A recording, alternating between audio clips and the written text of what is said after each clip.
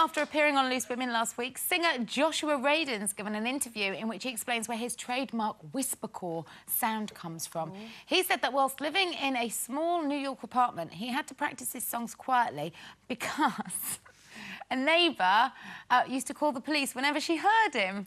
This doesn't bode well, does it? We think he's got a lovely voice. But how tolerant are we of the noise next door? I hate noise. You know, like if you're staying in a hotel and next door you can hear their telly. I don't like it. I like to sleep with complete silence. Although I don't mind noise from the neighbours if it's an argument, because then I like to have a little listen. Yeah. And then I feel like I want to knock on the door and go, so what happened in the end then? But obviously I can't do that.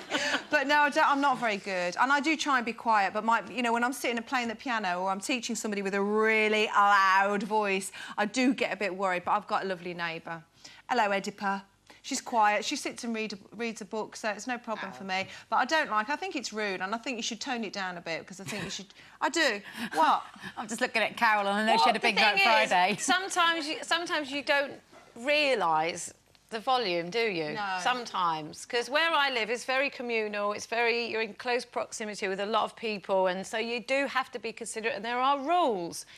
However, sometimes you do come in at night and, you know, when you've had a few wines, you do go a bit deaf, don't you?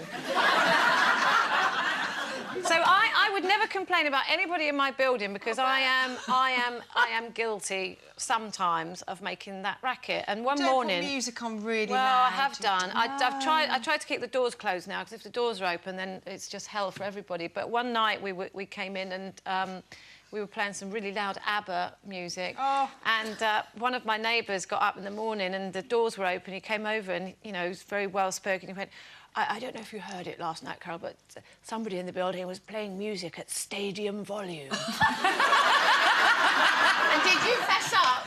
Did you say it was you? No, didn't hear a thing. But, you know, some of the neighbours they are quite noisy, but you just don't realise when you're in your own little space and, you know... Then my next-door neighbour's got a surround sound system on his TV, which is... Boom, boom, boom, oh, God, when he's watching a disaster film, you feel like you're in it. No, you're in the film. It's like the earth shattered like that, and it's like an earthquake. It's that loud, but I don't mind because, you know, people have got to live, haven't they? I lived in a little old flat when I was at drama school. It was in this very old building. We had one room, me and this guy that I lived with, and every night we heard all these noises and screaming and shouting and all sorts of noises. Anyway, I didn't take any notice.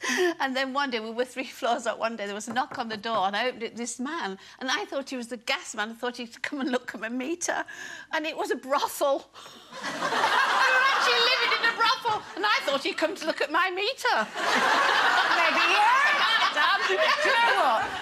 Have a good read. I try to be a good neighbour.